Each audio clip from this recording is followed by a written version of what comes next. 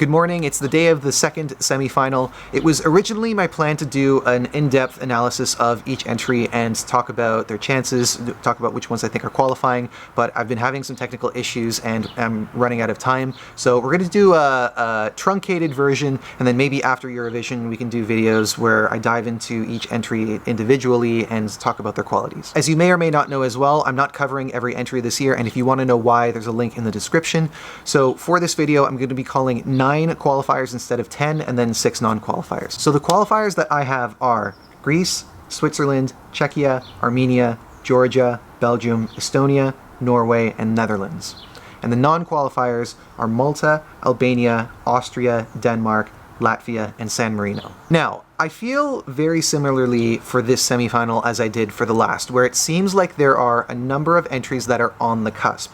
So even amongst at least like 3 of the songs that I think are not qualifying, I don't necessarily think that they're completely dead. It's just you have to choose one or the other, and those are the ones that I chose. One thing that's pretty easy to notice about this semifinal is that there are a lot of up-tempo dance performances, and I would say that the majority of them are pretty good, but you can't get them all in. I mean, I don't think they're all going to be making it in. Maybe some of the songs that don't fit in that category but people have a lot more confidence in would somehow lose out.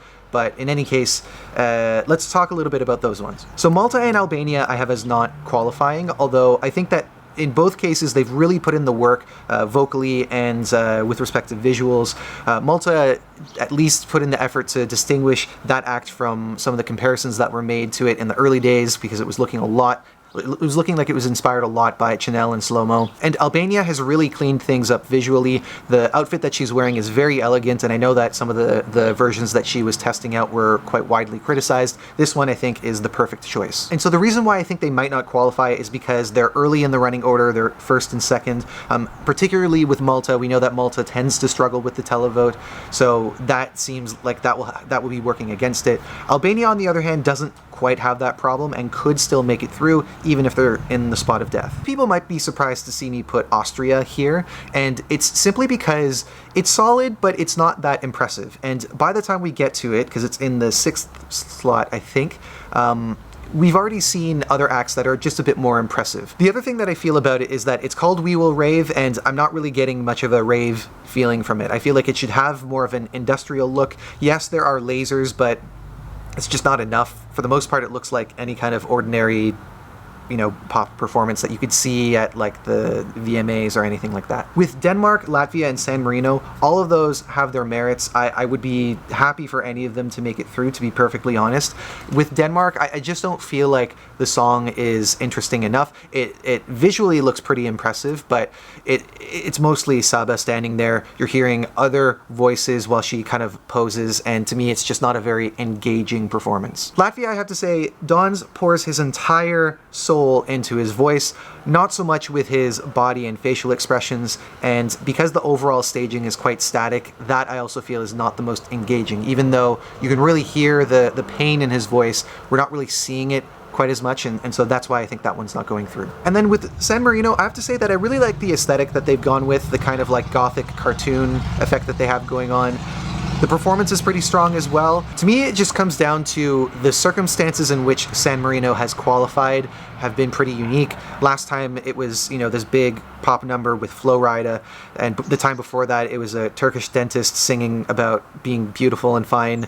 I just think that San Marino struggles at Eurovision because it's hard for them to establish a cultural identity, and then also when borrowing artists from all over, it's kind of hard to really get people to, demonstrate. It's hard for them to demonstrate who they are through Eurovision. Now, with respect to the qualifiers, I think that most of them would be ones that people agree with. One exception to that would probably be Czechia, and the reason why I've put it in is because I think it just looks fantastic. It's a different kind of song to everything else that we have.